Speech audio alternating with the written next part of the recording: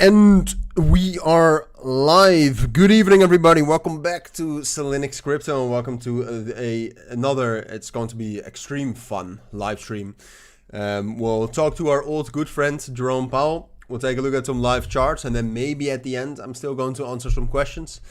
I still have to go for a run after the live stream as well. Okay, so bear with me here. I still got I still got things left on the planning. But for now, welcome everybody. Daniel, welcome to the stream. Shubham, welcome to the stream. Jose, welcome. User, welcome. Glenn, welcome. Matic, welcome to the stream. It's always nice to see the familiar faces in the stream. Thank you for your renewed support and participation. En nee, ik ben niet in slaap gevallen. Why would I go live for something I already know that it's going to happen, right? The rate cut was priced in. Rate cut we already saw coming. I told you this morning, we're just going to see volatility. And I would call this volatility. We'll talk about this and we'll keep an eye on the price action as well. So far, we really haven't seen much. Volume has been quite high, but the volume has not been as high as yesterday. Yesterday, the volume was twice as high. So no, the real volume is going to kick in a little bit later. Let me know, by the way, if the audio is alright. I think so. Jurgens, welcome to the stream. Case, welcome. Ida, welcome. Harish, welcome. Druids Brew, Ragra, Mekkel, Ben, Rudy Trades, Mustafa, welcome to the stream. John Ellis, Henk, Ragwendra, Zeto, Berkani, which, oh no, my beloved team is playing almost.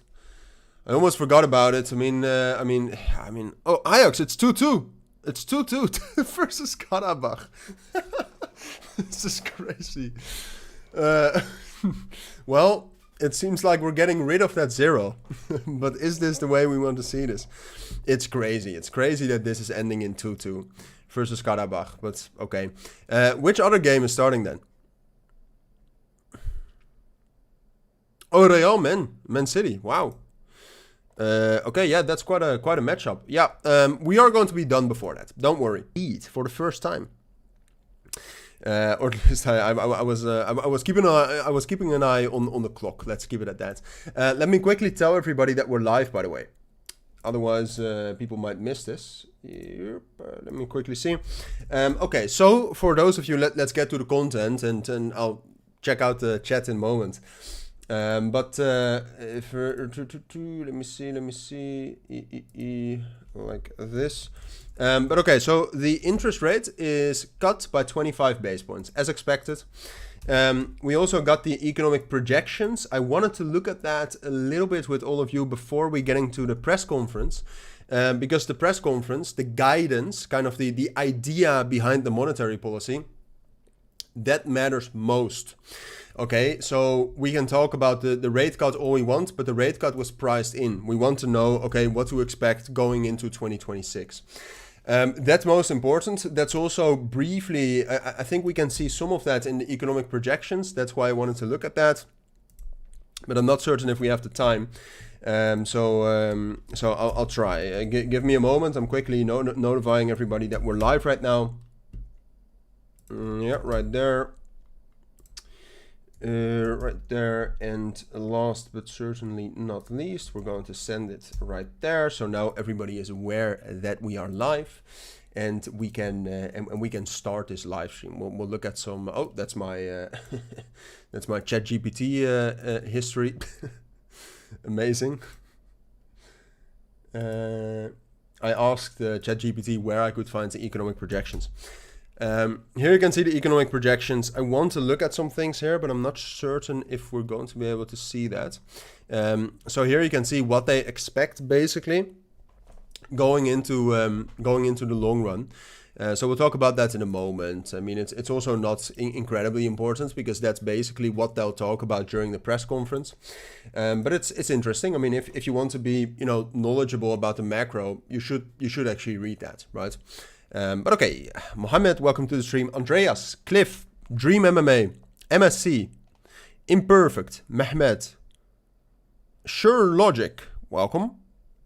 Top Boys Clashing, welcome to the stream. Damien, is there no sound? No, there should be sound.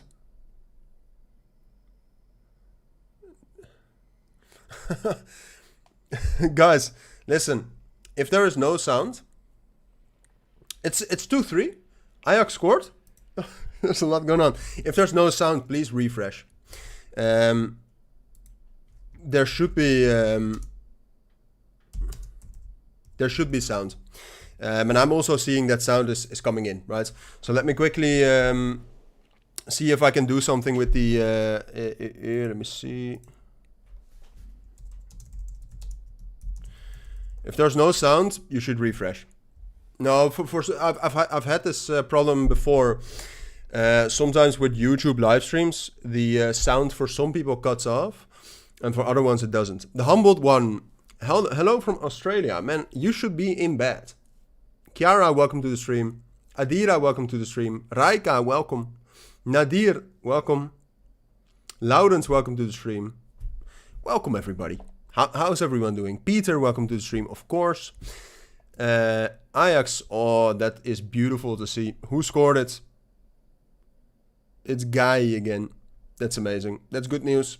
We're going into we're going into the stream with good vibes. Hopefully, Jerome Powell can actually echo those good vibes. Andreas, good to hear, man. My beloved Germans. Now at least. 100 years ago it was different. 80 years ago. Let's see. Adira, I'm doing good. Nice and busy again with the markets, slowly recovering a little bit. So that's nice. A Balance, welcome to the stream. How are you? Awaisa, welcome to the stream. Louis Lottering, hallo. Goedenavond. If you're Afrikaans, of course. Sasha, welcome. Okay, let's. It's almost time. I wanted to look at the economic projections. I had no time for it, but Jerome Powell will talk about this. They expect the unemployment rates actually to be relatively okay. They expect the unemployment rate to go down again in 2026. So that's actually, believe it or not, but that's slightly bearish. They expect the PCE inflation to possibly drop down towards the 2%. So that is quite bullish.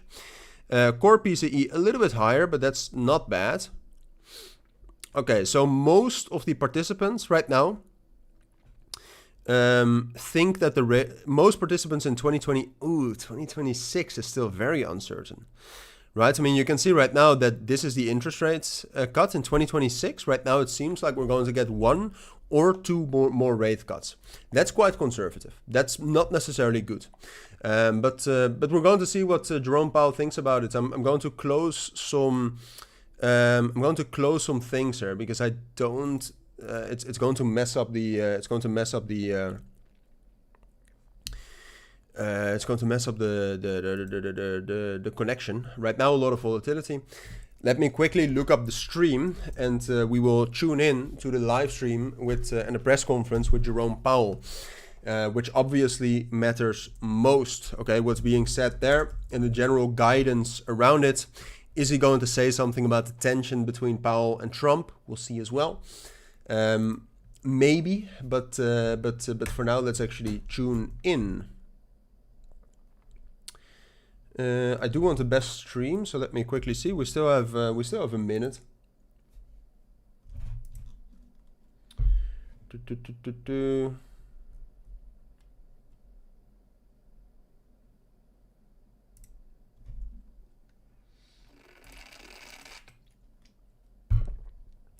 My apologies.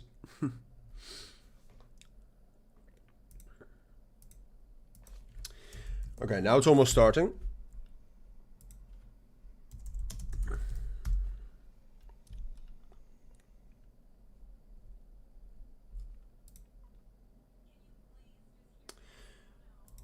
Give me a brief moment.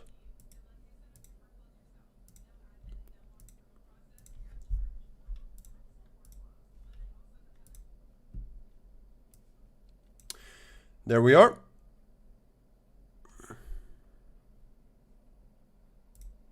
Theater mode, please. Let's get rid of that. Let's add some subtitles. Font size a little bit bigger, please, like that. Background black. Font color yellow. I think that's best. But we're going to turn on the audio, of course. And then whenever something interesting happens, there we are. Whenever something interesting happens, I will unmute myself, and I will mute myself first. Berkani, I hope not. I hope not. Powell is speaking. We'll talk about Powell in a moment. Hank Powell is indeed going to be out, but until then, it still does matter. GRT Alejandro, probably not soon. Triangular indicator. Triangular indicator. I don't know. Which one do you mean? I don't know. Oh, here he is. Here he is. Here he is already. Goals of maximum employment and stable prices for the benefit of the American people. Although important federal government data for the past couple of months have yet to be released, available public and private sector data suggests that the outlook for employment and inflation has not changed as much since our meeting in October. Conditions in the labor market appear to be gradually cooling, and inflation remains somewhat elevated. In support of our goals, in light of the balance of risks to employment and inflation, today the Federal Open Market Committee decided to lower our policy interest rate by 1/4 percentage point. As a separate matter, we also decided to initiate purchases. Like I said, if he says anything that is interesting, I will tune back in. Okay, so until then, we'll just listen. Of our policy rate. You just spoke about. I will have more to say about monetary policy and its implementation after briefly reviewing economic developments. Although some key government data have yet to be released, available indicators suggest that economic activity has been expanding at a moderate pace. Consumer spending appears to have remained solid, and business fixed investment has continued to expand. In contrast, activity in the housing sector remains weak. The temporary shutdown of the federal government has likely weighed on economic activity in the current quarter, but these effects should be mostly offset by higher growth next quarter, reflecting the reopening. In our summary of economic projections, the median participant projects that real GDP will rise 1.7% this year and 2.3% next year, somewhat stronger than projected in September. In the labor market, although official employment data for October and November are delayed, available evidence suggests that both layoffs and hiring remain low, and that both households' perceptions of job availability and firms' perceptions of hiring difficulty continue to decline. The official report on the labor market for September, the most recent release, showed that the unemployment rate continued to edge up, reaching 4.4%, and that job gains had slowed significantly since earlier in the year. A good part of the slowing likely reflects a decline in the growth of the labor force due to lower immigration and labor force participation, though labor demand has clearly softened as well. In this less dynamic and somewhat softer labor market, the downside risks to employment appear to have risen in recent months. In our SEP, the median projection of the unemployment rate is 4.5% at the end of this year and edges down thereafter. Inflation has eased significantly from its highs in mid-2022, but remains somewhat elevated relative to our 2% longer-run goal. Very little data on inflation have been released since our meeting in October. There's quite a lot of buys coming in, quite interesting. Prices rose 2.8% over the 12 months ending in September, and excluding the volatile food and energy categories, core PCE prices also rose 2.8%. These readings are higher than earlier in the year as inflation for goods has picked up, reflecting the effects of tariffs. In contrast, disinflation appears to be continuing for services. Near-term measures of inflation expectations have declined from their peaks earlier in the year, as reflected in both market and survey-based measures. Most measures of longer-term expectations remain consistent with our 2% inflation goal. The median projection in the SEP for total PCE inflation is 2.9% this year and 2.4% next year. a bit lower than the median projection in September. Thereafter, the median falls to 2%. Our monetary policy actions are guided by our dual mandate to promote maximum employment and stable prices for the American people. At today's meeting, the committee decided to lower the target range for the federal funds rate by a quarter percentage point to 3.5 to 3.75%. In the near term, risks to inflation are tilted to the upside and risks to employment to the downside, a challenging situation. There is no risk-free path for policy as we navigate this tension between our employment and inflation goals. A reasonable base case is that the effects of tariffs on inflation will be relatively short-lived, effectively a one-time shift in the price level.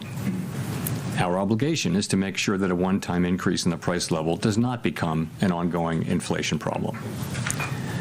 But with downside risks to employment having risen in recent months, the balance of risks has shifted. Our framework calls for us to take a balanced approach in promoting both sides of our dual mandate. Accordingly, we judged it appropriate at this meeting to lower our policy rate by a quarter percentage point. With today's decision, we have lowered our policy rate 3/4 of a percentage point over our last 3 meetings. This further normalization of our policy stance should help stabilize the labor market while allowing inflation to resume its downward trend toward 2% once the effects of tariffs have passed through. The adjustments to our policy stance since September bring it within a range of plausible estimates of neutral and leave us well positioned. Okay, quickly jumping in here. Everything we've heard so far is just normal. It's just as expected. Nothing new, right? I mean, this is quite interesting, but this is also already, this already came out 30 minutes ago. The fact that they're going to purchase $40 billion of bonds, that's bullish, but that was already known as well. And generally, nothing new has been heard so far. So in a moment, he's going to be asked questions about the current monetary policy and what to expect. Maybe then we will hear some more new data that's going to make the markets move. But we have some strong buys coming in, as you can see right here. I mean, we have like $40 million of buys in the last 7 minutes, more than sells, but there's nothing. There's nothing new. So we'll continue listening, and whenever there's something new, we'll talk about that. The stance of monetary policy. In light of the continued tightening in money market interest rates relative to our administered rates and other indicators of reserve market conditions, the committee judged that reserve balances have declined to ample levels. Accordingly, at today's meeting, the committee decided to initiate purchases of shorter-term Treasury securities, mainly Treasury bills, for the sole purpose of maintaining an ample supply of reserve. Yeah, so this is the temporary quantitative easing. That's pretty good. That's good. Funds rate remains within its target range. But it was already priced in as well. Because the growth of the economy leads to rising demand over time for our liabilities, including currency and reserves. As detailed in a statement released today by the Federal Reserve Bank of New York, reserve management purchases will amount to $40 billion in the first month and may remain elevated for a few months to alleviate expected near-term pressures in money markets. Thereafter, we expect the size of reserve management purchases to decline, though the actual pace will depend on market conditions. In our implementation framework, an ample supply of reserves means that the federal funds rate and other short-term interest rates are primarily controlled. Aan tafel! Telefoon even weg, schat. You're not being serious. Ensure that the federal funds rate remains within its target range, even on days of elevated pressures in money markets. Consistent with this view, the committee eliminated the aggregate limit on standing repo operations. These operations are intended to support monetary policy implementation and smooth market functioning and should be used when economically sensible. To conclude, the Fed has been assigned 2 goals for monetary policy: maximum employment and stable prices. We remain committed to supporting maximum employment, bringing our inflation sustainably down to our 2% goal, and keeping longer-term inflation expectations well anchored. Our success in delivering on these goals matters to all Americans. We understand that our actions affect communities, families. So there was some free advertising for some Dutch shit. Okay, we're going into the press conference now. It was quite bullish actually. The end about the quantitative easing, but that, like I said, it's kind of priced in, but that actually brings down the risks of liquidity crises. And in general, it's pretty good. And I think you also said that the purchases will go on for a bit longer, so that's pretty good. But let's tune into the press conference. On hold until there's some clearer signal from inflation or jobs or the evolution of the economy along the baseline outlook. So, yes, the adjustments since September bring our policy within a broad range of estimates of neutral. And as we noted in our statement today, we are well positioned to determine the extent and timing of additional adjustments based on the incoming data, the evolving outlook, and the balance of risks. That new language points out that we'll carefully evaluate that incoming data. And also, I would note that having reduced our policy rate by 75 basis points since September and 175 basis points since last September, the Fed funds rate is now within a broad range of estimates of its neutral value, and we are well positioned to wait to see how the economy evolves.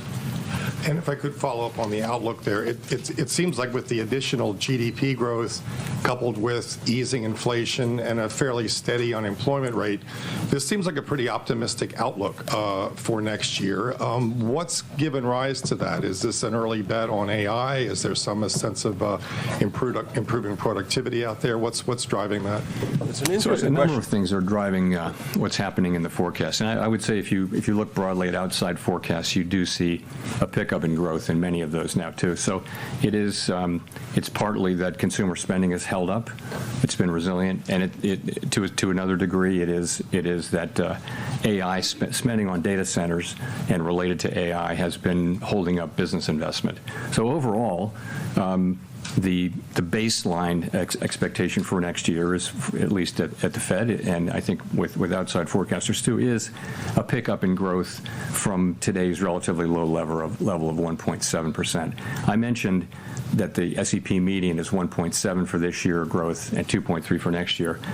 You actually, some of that is due to the shutdown. So you can take 0.2 out of 2026 and put it in 2025. So it would really be 1.9 and 2.1. But overall, yes, for a few reasons, fiscal policy is going to be supportive, and as I mentioned, AI spending will continue. Okay, so I quickly want to tune in to talk about some order flow. What you can see right now is that in the last hour and a half, we've had almost $200 million of longs opened around 93,000. We need to see a break above 93,000, otherwise those longs will be trapped and we will see a strong move to the downside. Okay, so I briefly wanted to say that. I mean, you have this buyer here stepping in at 93,000 all the time, but he's not managing to push the prices up. And in general, there seems to be spot selling. So regardless of the fundamentals, I would say this is actually slightly bearish unless we're able to reclaim 93,000. If we're not reclaiming 93,000 soon this evening, these are going to be trapped, and we can see Bitcoin shift to the downside quite aggressively.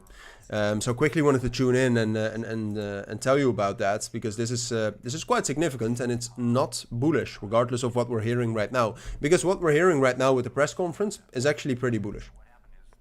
So we certainly can break above 93,000, but every minute that we don't, it's getting more dire, I'd have to say.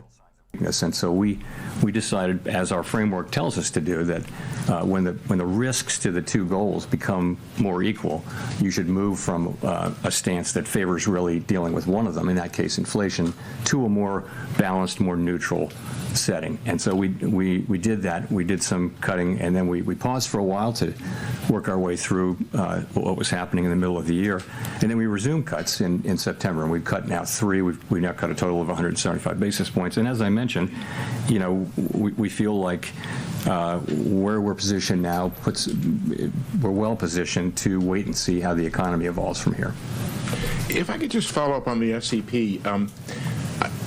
you have a whole lot of a big increase in the growth numbers, but not a big decline in the unemployment numbers. And is that an AI factor in there? What is going on in terms of the dynamic of you get more growth, but you don't get a whole lot of decline in unemployment? Thank you, sir.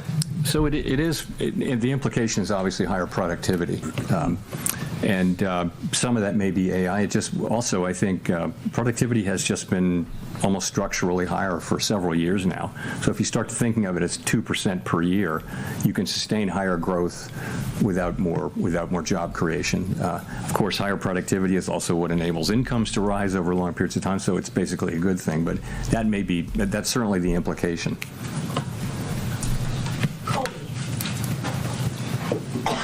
Thank you. Colby Smith with the New York Times. Today's decision was clearly very divided. It wasn't just the two official dissents against the cut, but there were also soft dissents from four others. And I'm just wondering if this reluctance from several people to support recent reductions suggests that there is a much higher bar for cuts in the near term. And what exactly does the committee need to see if things are well positioned right now to support a January reduction? Sure. So let me just say, as I mentioned, and as I've mentioned here before, the situation is that our two goals are a bit in tension, right? So, interestingly, everyone around the table at the FOMC agrees that inflation is too high and that we want it to come down, and agrees that the labor market has softened and that there's further risk. Everyone agrees on that. Where the difference is how do you weight those risks, and what does your forecast look like, and where do you, ultimately where do you think the bigger risk is, and you know, it's very unusual to have persistent tension between the two parts of the mandate, and when you do, this is what you see, and I think it's actually what you would expect to see, and we do see it. Meanwhile, the discussions we have are as good as any we've had in my 14 years at the Fed. They're very thoughtful, respectful, and you just have people who have strong views, and you know, we come together and we reach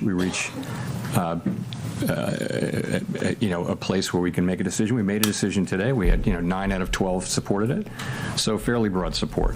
But it's not like the normal situation where everyone agrees on the direction and what to do. It's more spread out, and I think that's only inherent in the situation. In terms of what it would take, you know, we all have an outlook in terms of what's going to come, but I think ultimately having cut 75 and, you know, the effects of the 75 basis points will only begin to be coming in. As I've said before a couple of times, we're well positioned to wait to see how the economy evolves. We'll just have to see. And we will get, as you know, quite a bit of data. I should mention on the data, as long as I'm talking about it, that we're going to need to be careful in assessing, particularly the household survey data. There are very technical reasons about the way data are collected in some of these measures, both in you know, inflation and in labor, in the labor market, so that the data may be distorted and not just sort of more volatile, but distorted, and that's really because data was not collected in October and half of November. So we're going to get data, but we're going to have to look at it carefully and with a somewhat skeptical eye by the time of the January meeting. Notwithstanding that, we will have a lot of the December data by the time of the January meeting. So we expect to see a lot more, but I'm just saying that Okay. I think I'm done with Jerome Powell for tonight. And I think everything is said. I mean, usually the press conference has been going on right now for 18 minutes. We watched 18 minutes of that, which was very fun, of course, first of all. But usually most will be said during that. Okay, so I quickly wanted to summarize that, and then we'll talk about the markets right now. We'll talk about the current situation. We'll talk about what to expect. MECL, the indicator I'm using right here, this is not an indicator. It's just a type of chart. It's a footprint chart, which I will send you the chart right now. If you type this in, I send it in the chat. If you use that, so copy paste it, store it somewhere, and you go to indicators and you type in footprint. You grab the aggregated volume footprint, and then you'll get this. What this shows is the volume delta. Okay, so the difference between buys and sells at every level. So you can see there have been net buys of almost $200 million at 93,000. We'll get back to this in a moment when we'll talk about what to expect from the markets. This is generally not what you want to see, okay? Because what this means is that we had almost $200 million worth of buys more than sells, and we were not able to push the price up higher because of that. And I kind of want to check with some other data, which I'm not sure if I can get that really quick, but that seems like absorption, which is spot absorption, which is basically just passive sells selling into the longs coming in, which is bearish because then those leveraged longs will be trapped. They will sell off their positions, and then you'll get a big spike down. So that's why we need to break above 93,000. Otherwise, those longs are trapped.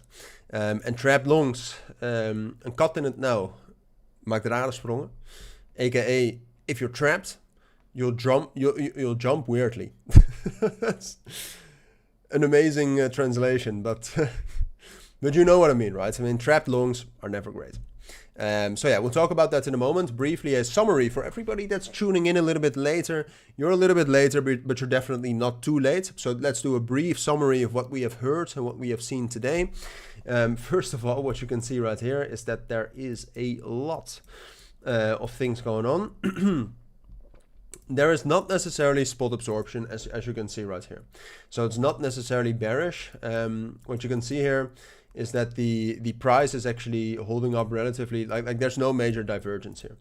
Like the price is even moving a little bit higher compared to the open interest. So it's not bad. It's not extreme. For example, what you had right here this morning, that was quite extreme. You had a lot of buys here coming in, but we closed lower. So those buys were trapped and we started to auction lower, right? So that is what you don't want to see. For now, it's not they're not necessarily trapped. I mean, they're down those positions. They're not trapped because they're down about 0.2%. But okay. But okay, so let's talk about what happened. So for everybody tuning in, we're talking about the monetary policy for the United States. We had an interest rate cut of 25 base points that was priced in. And at this point of time, for 2026, we expect 2 more rate cuts. That's quite conservative, but the overall outlook for the economy of the United States is pretty good. They expect more GDP growth, right? So economic growth. They expect the unemployment rates to go down, and they expect inflation to go down. That is basically the perfect mix. That's a perfect mix for healthy financial markets. So I have come out of the press conference, etc. Not too bearish. The press conference was actually pretty good. And then as the cherry on top of the cake, we also are going to get some quantitative easing. Some of you who have watched my videos in the past couple of weeks have noticed one thing, and that is that I spoke a lot about repo. Okay, repo operations that we had in the past couple of weeks were quite high. This means that there's liquidity problems in the United States. If the Federal Reserve starts to buy treasury bonds, that brings more liquidity into the system, and we don't have to worry about this anymore. Good news. Okay, so everything bundled together, we had an interest rate cut. I would say the prospect and I would say the outlook on 2026 is a little bit conservative. It would have been better if we got more rate cuts. But the ultimate outlook for the US economy is pretty good. And, whether you like the Federal Reserve or not, personally, I don't dislike Jerome Powell. I mean, if you look at the trouble that the United States has come in since 2020 and 2021 with the stimulus checks, etc., there was huge trouble. There was huge inflation, economic trouble, and under the guidance of Jerome Powell and obviously the entire Federal Reserve Board, we're getting into a pretty good US economy, right? So some of you might say, oh, that's all Trump. Who knows? It's quite difficult to estimate who is doing what in the economy and what caused what. But ultimately, the Federal Reserve plays a part, and I think Jerome Powell did quite good. I think all the hate that Jerome Powell is getting is actually not deserved, but that's my personal thought. But overall, pretty bullish. Does that mean that we're going to get a rally right here? No, not necessarily. Like if you take a look at the market structure right here for Bitcoin, I certainly still hold a bullish bias, right? So for the past 2 weeks, I told you I think we're forming a local bottom. I think we can rally up higher. And that is still what I do expect, okay? I still hold a target right here between 98,000 and 100,000. I just think that the way we get there can be quite volatile, right? I mean, if Bitcoin is unable to break above 93,000 tonight, I would say it's more likely that we're going to continue the chop that we've seen. I would say it's more likely we'll get some spikes down, potentially like this, stability, and then eventually, whether that's tomorrow, whether that's next week, whether that's during Christmas, who knows? I think we are still going to rally up higher, and I think the rate cut was actually a step in the right direction for something like this. So this is not necessarily my expectation. My expectation is this: how we get here is still uncertain, and that is something I'll keep you updated on. And that's also very dependent on the price action tonight. That's very dependent on other news, etc. That's what it is. Yeah, B7VV. Look, I'm just positive about the US economy. The US economy actually looks pretty good. It's just that whether that's going to translate to crypto, who knows, right? I mean, if you look at Bitcoin on the higher time frames, this still looks pretty bad, right? So I think we have to be realistic and say what we just heard is good news for the financial markets in general and for the US economy. Is it also good, necessarily for crypto? No, not necessarily. It's not one-to-one, right? So this is bullish. Crypto is also going to be bullish. But it like the conditions are getting better for Bitcoin, right? So if we were to have good conditions, these are those conditions. So yeah. Asfaltweg. True. The ones that benefit the most are obviously people who want to borrow shit tons of money, want to buy houses, want to buy businesses for cheap. It's the average Joe does not have a lot to gain from those interest rates. I mean, you could say if you're buying a house, but the person buying a house right now is not necessarily the average Joe anymore. Jacob, news on quantitative easing. The Federal Reserve is going to buy $40 billion of treasury bills. So that's quantitative easing. So we're getting that. Mehmet, AI bubble, in my opinion, no. When you talk about bubbles, historically, every time we've had a major bubble, there is usually a bubble when nobody thinks a bubble is a bubble anymore. If everybody in the news, if every average Joe is saying that there's a bubble, that kind of, I think, okay, so everybody says there's a bubble. I don't believe that, right? And you see those graphs of NVIDIA investing $50 billion in some sort of a company, and that company buying $50 billion in chips. And they say, oh, it's just the same money being passed around. But there's a ton of AI companies and a ton of AI adjacent companies, such as energy companies, being bought up, getting higher revenue, etc., etc. And if you take a look at all the earnings data, for example, that we had back in November, most earnings data was actually higher than expected. It's not only AI that's doing better, it's most businesses in the United States, not all, but most businesses in the United States that are listed did better. So no, I don't think there's an AI bubble, personally. Kiyotaka, Vesla, it's if you go to indicators, it's the aggregated volume footprint. You can see it right here, and then you'll get this. And then you have to pause the stream. These are my settings, just so you know. Sure logic, not at the moment. I'm not saying that a crash is not is not coming in 2026, but at the moment it looks unlikely, I'd say. Jacob, the impact by the Bank of Japan, they're most likely going to hike the rate, but I don't think, obviously there can be volatility, but it seems to me that has largely been priced in. I believe I read some different estimates.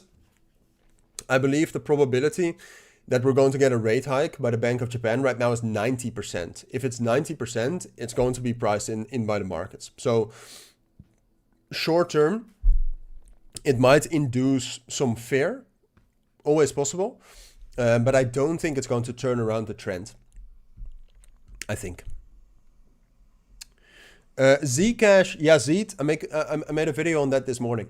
Okay, so check that out. That's the best, because there I explain it very thoroughly, etc. In this video, I would never be able to do that. Okay, guys, I have to go for a run, so I will go over the charts. Yeah, I mean, the thing is still 93,000. Bitcoin needs to close above 93,000. If we can do that, we can actually rally overnight. That is a possibility. If we fail to do that, I think it's more likely that we're going to spike down and remain in these choppy circumstances that we have been in for the last couple of days. So those are my thoughts, but I am going to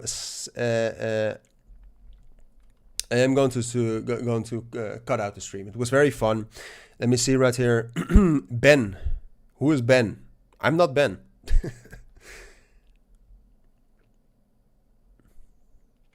Yeah, Meckel, I would say above 93,000. It's difficult to say, but I would say before the Asian session, generally. SGN, yes, look at my second channel, Market Insights with Linux. If you check that out, I'll show you real quick. There I cover stocks. Okay, so for everybody that did not know, I actually trade and I actually cover stocks as well. You can see it right here. I barely get any views, but it's very fun. And I keep a stock. I keep an eye on stocks either way. So yeah. Call me Ben. Now I need to go for a run, Vesla. It's on the schedule, so I have to go. It's only a quick run, 5 kilometer, and then it's good. Raghavendra, I did not see your option.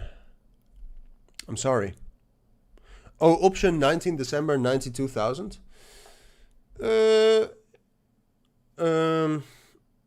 Yeah, not bad. Not bad, I think. But that's not financial advice, of course. Okay, that's it for now. And a very nice Telegram chat indeed, Bodhi the man. Okay, so click back about 1 or 2 minutes if you want to know my thoughts on Bitcoin. Everything is very correlated to Bitcoin, right? So keep your eyes on that. And that's it for now. Thank you all sincerely for being here again. These live streams are always incredibly fun. And I mean that from the bottom of my heart. I have to say, when the market circumstances are getting a little bit more dire, it's not always easy to make those videos in the morning, right? Because if I have to make if I have to make a video on Ethereum and say, well, I think it's just going to be flat, that's not very fun, and it's quite difficult to make those videos. But these live streams are always incredible fun, and it's always very nice to speak to all of you. So I hope to see you all with my next videos. Hope to see you all in my next live streams. For now, that is it. So thank you for watching. Have a great evening, everybody. Have a great night or great afternoon if you're tuning in from the United States. That's it. Take care.